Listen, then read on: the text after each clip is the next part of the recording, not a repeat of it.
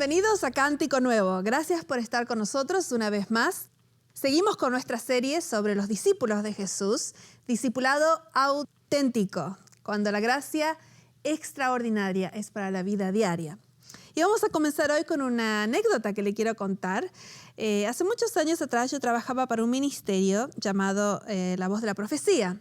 Y una vez trajeron a uno de nuestros encuentros a la persona número 1.000.000 que había hecho los estudios bíblicos de La Voz de la Profecía. 1.000.000.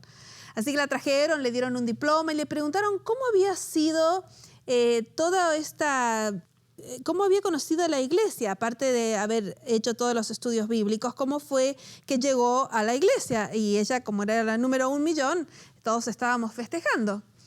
Y ella dijo, ¿saben qué? Los estudios bíblicos estuvieron muy interesantes. Pero no fue eso lo que me hizo quedar en la iglesia y bautizarme y ser un discípulo de Jesús. Lo que pasó fue que busqué una iglesia en esa zona.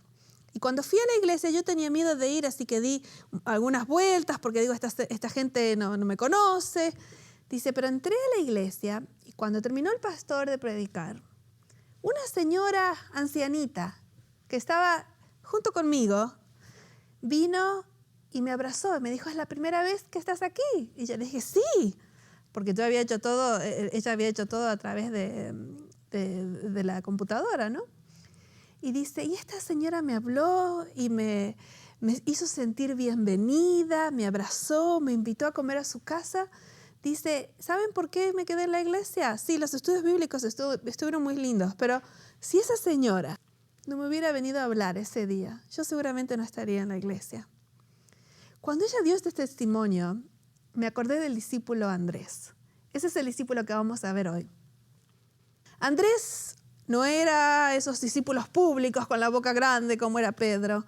Él no era el que daba los grandes sermones que se convertían en 3.000 personas. Él era el que traía de a uno a Jesús, de a uno.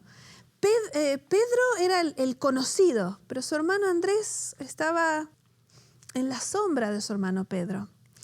Y Andrés creía que había una sola respuesta en el mundo para todo.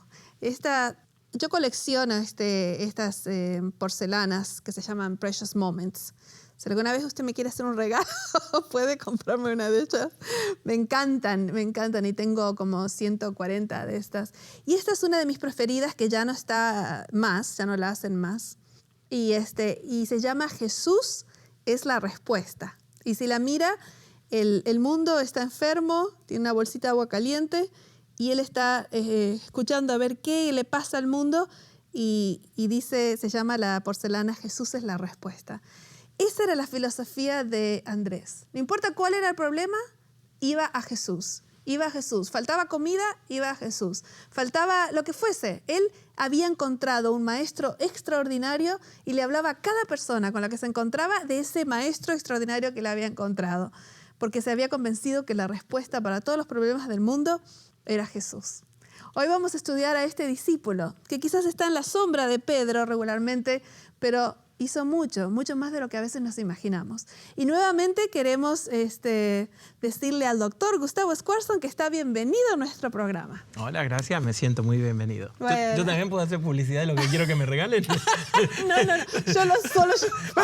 No, eso no vale. ¿Qué querés que te regalemos? Dime qué querés y te regalamos. Bueno, muy bien. Ahí después me preparo. Sí, después del corto, cuando terminemos, Sí, me decís lo pienso y mañana empiezo yo y digo, hey. Eso es lo que quiero que me regalen, una pelota de fútbol para el pastor Squarson, por favor. No, en realidad este Andrés, pobrecito, a veces pienso que Pedro era el que hablaba fuerte y Andrés andaba siguiéndolo a Pedro de a poquito, ¿no? Yo veo una diferencia en Andrés. Una cosa es ser segundo y otra cosa es ser un segundón. Oh, sí, a ver, explícame eso. Sí. Nunca escuché eso de segundón. Claro, segundón es el que está en un segundo plano y se queja, está desconforme, amargado. Y hay mucha gente hoy en día así, que no entiende que su papel es ser un segundo. ¿No es cierto? Y los segundos entienden de que tienen que trabajar backstage, ¿no? Detrás de las cortinas, detrás del telón, ¿viste? Quizás a la sombra de alguien, pero que entienden de que su influencia, por más que sea mínima, es fundamental. Pero para mí esto es muy importante porque yo no podría hacer nada de lo que hago, porque la gente ahora en este momento, por ejemplo, está mirando la televisión, ¿no? Y está mirando la televisión, pero acá, frente nuestro, hay muchísima gente que está filmando, hay un montón de gente que está ya eligiendo qué escenas, ¿no? Y si no fueran por ellos, esto no existiría. No existiría. Entonces, a veces creemos, bueno, no es tan importante. Sí, es igual de importante o más importante. Sí. No sé si escuchaste que una vez todos los basureros de una ciudad se fueron en huelga. ¿Escuchaste esto? No, contame. Bueno, no, para hacer un punto de cuán importante es cada persona en la ciudad. No, no colecta basura. No, a ver, ¿quieren saber? Nos vamos de huelga y se le empezó a amontonar la basura y todos decían, por favor, que vuelvan los basureros. ¿Viste sabés que Tomás de Aquino estaba paseando por la playa y la nena estaba tirando una estrella al mar y el hombre no sabía le dice... que era Tomás de Aquino. Sí. Bueno, la chequeamos, pero... Sí, yo creía que era anónimo. La tengo bajo Tomás de Aquino en mi... Okay. ¿Y qué le preguntó? Le dijeron, sí, para esa estrella hice una gran diferencia. Claro, la que es una a la vez, ¿no? Es una a la vez. Bueno, Andrés era una de esas personas detrás de la escena. O sea que podemos decir que vivía en sombra de su hermano, pero en realidad él no se sentía así. Él, cada momento que tenía para traer a alguien a Jesús, él lo traía. O sea que no era una persona amargada. No era un segundón. No era un segundón. Era segundo, pero no segundón. Claro. Ay, y para eso tenés esa palabra. Y para eso tenés que tener salud emocional. Este es mi papel, esto es lo que soy, este es mi propósito en la vida, para eso estoy. Me siento bien, estoy contento, estoy satisfecho y lo hago lo mejor posible. Quizás mucha gente ha perdido su llamado por quererse como otro. Otra vez, mundo competitivo, tenés que ser el primero. Nadie se acuerda de los que están detrás, de lo que hacen. Y, viste, damos mucha preponderancia al que muestra la cara. Como vos dijiste, si estos chicos y toda esta actitud que hay detrás. Yo tengo mucha más gente trabajando atrás de lo que yo puedo hacer sola. No podría hacer nada lo que hago. O sea que a veces el mundo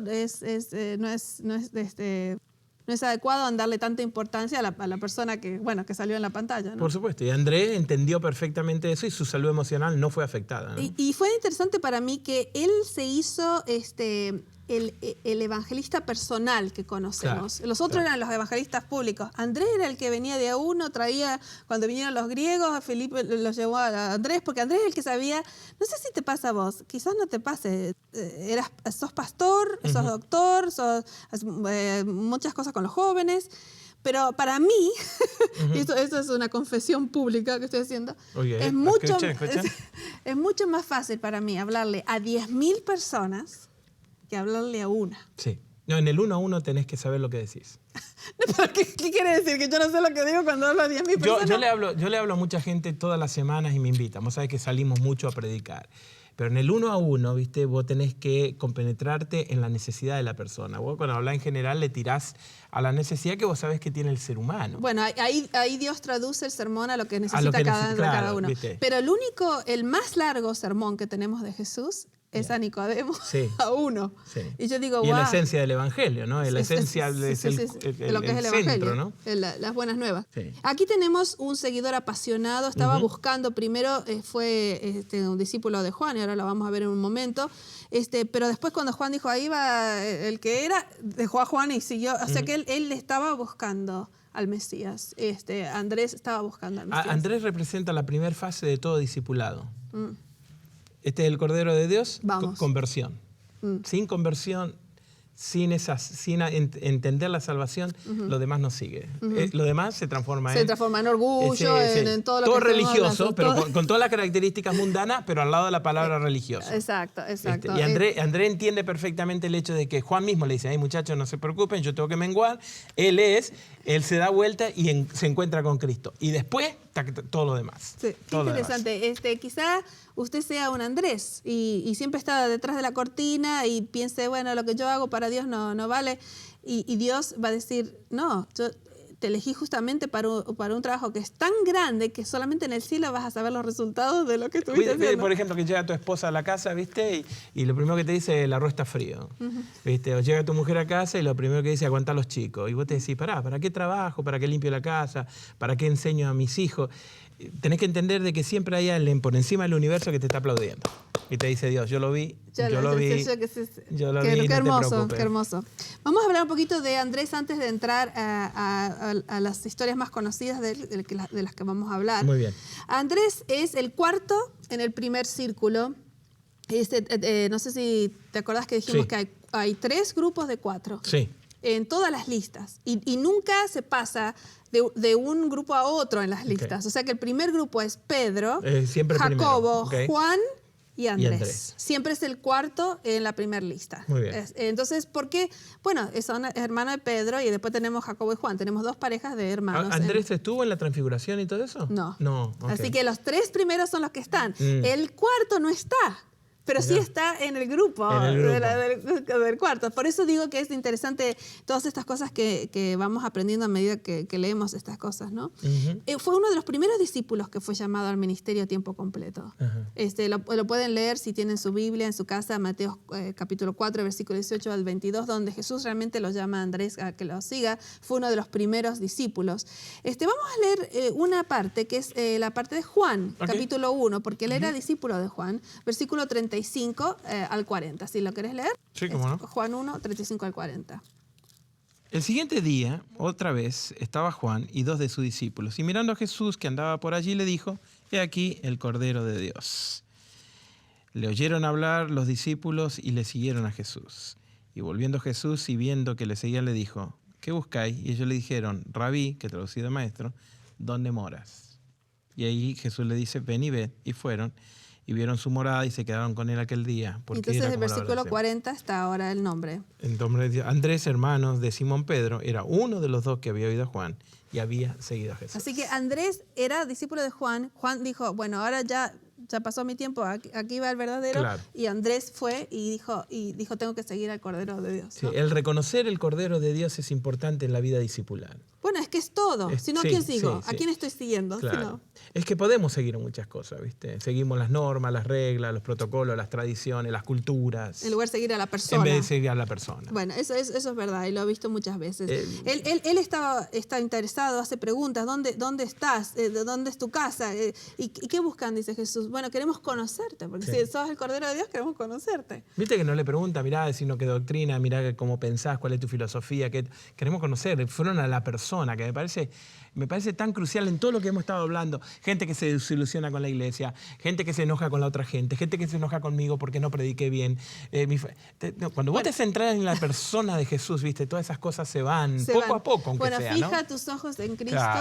Claro. Y cómo sigue, y las cosas de este mundo se van a ir achicando, se van a ir. Sí. Y es simple, pero no tan simple, ¿viste? Sí. Es simple en el hecho de la formulación de la frase, pero cuando la tenés que poner en práctica. Exacto. ¿Viste? Bueno, aquí tenemos a Juan, a Andrés, que Juan dice, bueno, ahí va el Cordero y él fue. Pero lo segundo es que enseguidita fue y buscó a los que amaba. Eso me encanta, porque nosotros a veces decimos, a mí a veces me presentan como una evangelista pública, ¿no? Porque soy directora de este ministerio y hay otros directores de otro ministerio. Yo no creo que ese es que el evangelismo público es el más efectivo. Nosotros hacemos esto porque esperamos entrar en su casa, entrar en su teléfono celular, entrar en su... El evangelismo que es efectivo es el que una persona que yo conozco va a buscar a otra persona que ellos conocen. Entonces es una cadena. Ese es el evangelismo. O sea que alguien tiene que mirar el programa, ir a buscar a su amigo, sentarlo y verlo juntos otra vez. Exacto. ¿No? Claro, Va a haber personas, y por eso lo hacemos, que van a de esta forma conocer a Jesús. Pero el más efectivo es cuando viene un amigo, una persona que te conoce el trabajo, una persona que te quiere, que es de tu familia, y te dice, ¿sabes que encontré al Mesías? Te vengo a contar que encontré al Salvador. Te cuento un chisme.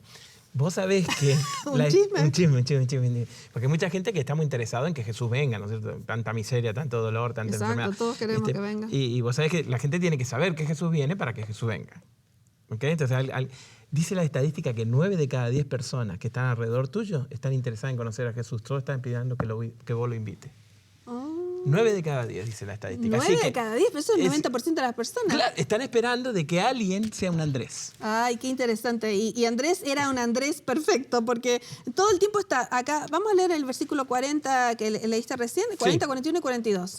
Seguimos en San Juan 1. Sí, Andrés, Juan 1, 40, dice, Andrés, hermano de Simón Pedro, era uno de los dos que había oído a Juan y habían seguido a Jesús. Halló primero a su hermano Simón y le dijo, hemos hallado al Mesías. O sea, conversión total, ¿no? Así que, ¿quién llevó a Pedro a Jesús? Andrés. Pero eso es lo que uno a veces no se da cuenta, que Andrés, pobrecito ahí, chiquitito, fue el que llevó a Pedro a Jesús. Sí. Si no hubiera sido por Andrés, Pedro nunca predicaba el sermón de los 3.000, que se convirtieron en 3.000 en el libro de los Hechos. Exactamente. Y le trajo a Jesús, y mirándole Jesús le dijo, tú eres Simón, hijo de Jonás, tú eres llamado Cefa. Y ahí empezó con Pedro. Con Pedro. O sea que primero fue Andrés. Yo creo que es muy importante entender que no hay don demasiado pequeño, no hay sonrisa demasiado pequeña que Dios diga no es importante que la tengas para una persona. Porque Dios trabaja así, uno por uno. Es como una cadena, como un eslabón. Yo siempre digo que las cosas no son importantes, depende de quién las usa. Claro, por eso en las manos del maestro, por eso se llama este programa El Extraordinario Maestro. Porque Andrés no era que era re talentoso o re bueno en hablar en público. No, Jesús utilizó a una persona común y corriente y a través de su gracia sorprendente lo convirtió en una persona que trajo tanta gente a Jesús y trajo a Pedro, que Pedro trajo mucha gente a Jesús y así estamos, ¿no? Es una cadena, ¿no es cierto? Es como un síndrome de dominó que empieza a caer y no lo paras más. Pero ¿no te parece que es importante saber que no hay ningún don demasiado pequeño en las manos de un extraordinario maestro? Sí. Yo siempre pongo el ejemplo, ¿no? Si vos me das una pelota de fútbol a mí, vale lo que vale en cualquier casa de deporte. Vos se la ponés en los pies, un jugador de fútbol de primera... Así como Messi o Maradona o Pelé o algo así. O Pelé o Ronaldinho. Y vale millones. Entonces, depende de las manos de quién estás. Entonces, qué lindo. Lo mismo con un violín, como escuchamos del violinista que tocaba. Y en las historias bíblicas vos tenés que una onda, ¿no es cierto? Era un juguete de niño, en la mano de David era un mata gigante. Sí, ¿por qué? Porque Dios estaba con David, exactamente. Y este Andrés, ¿qué tenía? Simplemente la habilidad de decir, hey, vengan y vean, miren que encontré. Y en las manos de Dios, ¿no es cierto? En el extraordinario maestro. Y eso lo vamos a ver eso en un momentito. Les quiero mostrar algo que es interesante para mí, que quizás no sea interesante para ustedes. Miren qué lindo. Mira, una flor, una flor, una flor. Usted diría, ¿qué tiene interesante esto, no? Mi mamá las hizo. Y las hizo y yo las he usado muchísimas veces, porque como ven me gustan los sombreros y las flores. Y ella siempre decía, mi papá es un pastor, así que hablaba públicamente. Yo soy pastora y hablo públicamente y también enseño en la universidad y todo eso. Y mi mamá era una persona tan talentosa con las manos, que ella hacía tantas cosas que yo me ponía, que me vestía. Esto la usé, pero cualquier cantidad de veces en mis sombreros. Ella constantemente me decía, ¿qué necesitas para tu próxima grabación? Y lo que yo necesitara. Si necesitaba un vestido, si necesitaba algo, si necesitaba una flor para el pelo, lo que necesitaba, ella lo hacía. Y nadie va a saber que la flor que yo tenía puesta me la hizo mi mamá. Claro. Pero ella, todo lo que yo necesitaba, ella me lo proveía. Y entonces no había don pequeño que diga, mira esto, está hecho de pañuelo en sí. No existe un don demasiado pequeño que Dios diga, no, eso no lo necesito. Y en el universo de Dios los detalles hacen la diferencia. Hacen toda la diferencia. Esos pequeños detalles que parecen anónimos, inadvertidos, son los que marcan la diferencia. Y ahora vamos a ver esto en esta historia que es muy conocida y que ha sido repetida en varias... Que de paso me impactó mucho la historia de lo del millón, ¿no? Me parece que te encaja con lo que vas a leer ahora en forma perfecta, ¿no? Ese pequeño detalle que vos decís. Que esa señora que estaba ahí, que una viejita que quién sabe qué podía hacer. No, ella dijo, yo me quedé porque esa viejita me vino a hablar. A ver, referime a qué historia vamos a leer. La historia es la de la alimentación de los 5.000. Es una historia que ha captado muchísimas películas y libros y todo, porque, bueno, Jesús hizo uno de sus grandes milagros multiplicando el pan, ¿no? Y vamos después en otro programa a hablar de Felipe, que cómo Felipe estaba ansioso, cómo le vamos de comer a toda esta gente. Pero Andrés tenía otra actitud completamente diferente. Así que seguimos en el Evangelio de Juan, en el capítulo 6. Tenemos ahora a Jesús hablándole a la gente y llegó la hora de comer. Y por supuesto había muchas expectativas, si Jesús era el Mesías, todo lo demás. Todos están abrumados por el pedido, excepto Andrés. Así que vamos a empezar el versículo 5, en el capítulo 6 de Juan, versículo 5. Ok, versículo 5. Sí, porque Jesús ahí dice, bueno, tenemos que hacer algo para... Cuando alzó Jesús los ojos y vio que había venido a él una gran multitud, le dijo a Felipe, después vamos a hablarme de eso porque a mí me interesa mucho. Sí, vamos a hablar de Felipe en el próximo. Cuando hablemos Felipe, ¿ok? Sí, porque le dijo a Felipe. Lo voy a marcar porque le dijo a Felipe. No, es como cuando, ¿viste? Díganle a Pedro. Bueno, exacto. Okay, después lo hablamos. ¿Dónde vamos a comprar tanto pan para que coman toda esta gente, ¿no es cierto? Pero le decía para probarle, porque él sabía lo que iba a hacer. Sí. Y Felipe le respondió, 200 denarios de pan. Sí.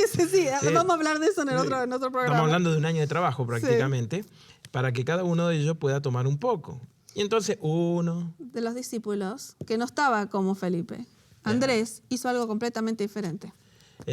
¿Sabes qué? A mí me gusta siempre pensar de que en los momentos de crisis espiritual los verdaderos discípulos buscan solución, los demás critican.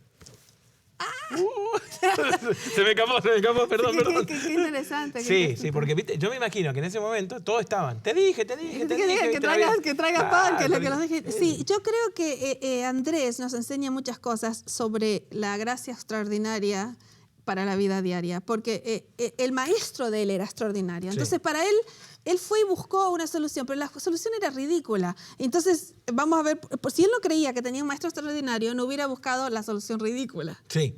Así que vamos a seguir. El versículo 8. 8 te leo. Uno de sus discípulos, Andrés, hermano de Simón Pedro, le dijo, aquí está un muchacho que tiene 5 panes de cebada, 2 pececillos, más, ¿qué es esto para tanto? O sea que trae él y busca un muchacho. Acá tenemos el muchacho. Muy bien.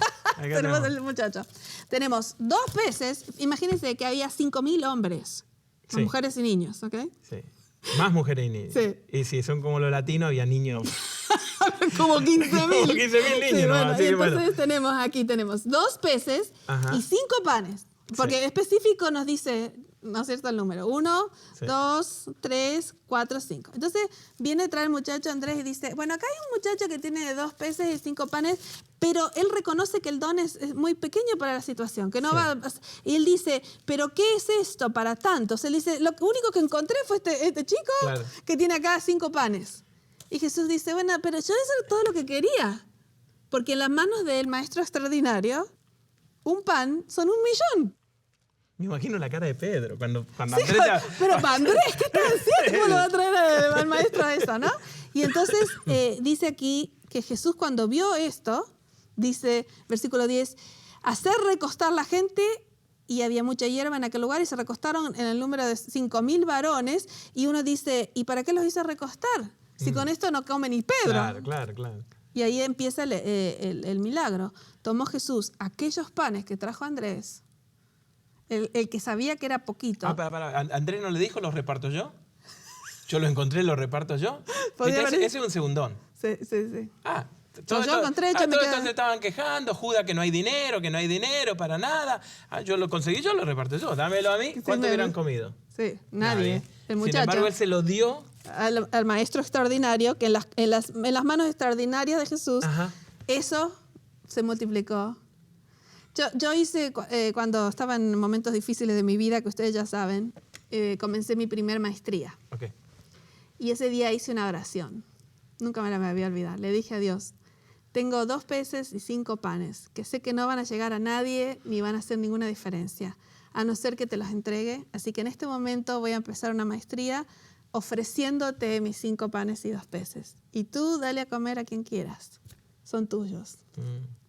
Eso fue exactamente hace 17 años, esa oración. Y me da lágrimas en los ojos porque me acuerdo perfectamente diciendo, no tengo nada, vengo de otro país, tengo acento cuando hablo inglés, etcétera, etcétera.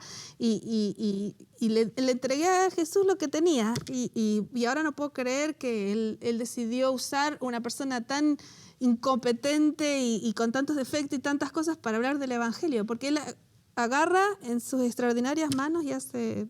Pero, viste, el secreto está en el hecho de que haces el proceso de pasarlo para dar.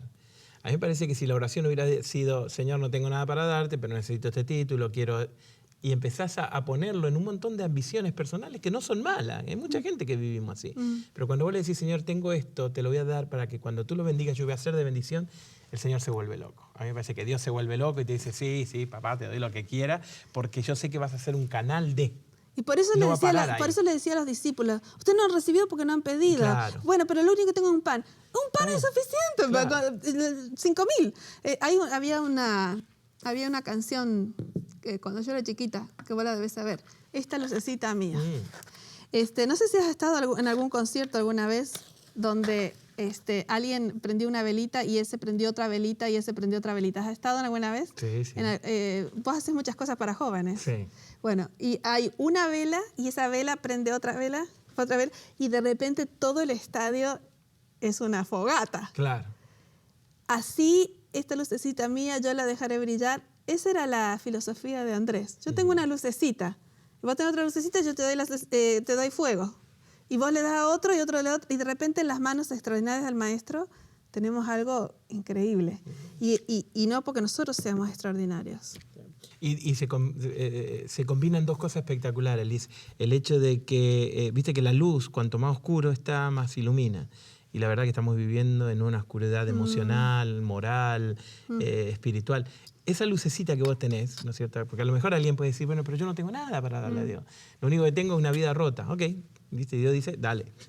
tengo un pasado de abusos. Fantástico, me sirve, ¿no? Sí, porque puedo ayudar a otros que como Claro. nadie los puede ayudar. Tengo un pasado de divorcio, fantástico. Te vas a sentar con un montón de adolescentes y le vas a decir qué no hacer para no meter los mismos errores. Y vas a ayudar a los que están también. ¿Viste? Entonces, esa lucecita en el medio de la oscuridad, cuando se va pasando, empieza a disipar toda esta tiniebla que estamos viviendo. Muchas gracias, Gustavo, por ayudarnos a entender este tema. Y nos vamos hacia la cruz con la lucecita mía, que la dejaré brillar. En realidad, toda esta serie es sobre el hecho de que nosotros somos gente común y corriente, que hemos encontrado una gracia sorprendente. No sé si has escuchado la historia de Kimball. Nadie la conoce. Era un maestro que enseñaba la Biblia. Y estaba en la iglesia una mañana que nadie vino. Vinieron como 5 o 6 personas porque estaba nevando. Y dijo él, pero estoy perdiendo el tiempo enseñándole a estos 5 o 6. Pero había un muchacho que ese día fue a la iglesia. Era un adolescente. Que después lo llegamos a conocer como Moody, que fue un gran evangelista que evangelizó y convirtió a miles de personas a través del poder de Dios. Ese joven estaba ese día en esa iglesia. Y este hombre lo siguió y lo siguió y lo siguió hasta que Moody, como joven, se convirtió y llegó a ser ese gran evangelista. Sí, Pedro predicó un sermón que convirtió a 3.000 personas, pero Andrés llevó a Pedro a Jesús. Así que acuérdate, esta lucecita mía la dejaré brillar. ¿Sabes qué? Dile a tus amigos, dile a tus familiares, diles con quienes trabajas, que has encontrado al Mesías y que estás confiando en Él para que te va a dar tu salvación y te va a proveer lo que necesites. Porque no hay ningún don que es demasiado pequeño en el reino de Dios. Porque das lo que es común, lo que es ordinario, lo que es simple, pero en las manos extraordinarias del Maestro, algo increíble aparece. Porque es gracia extraordinaria para la vida diaria. Y ese es el discipulado auténtico. Esta lucecita mía la dejaré brillar.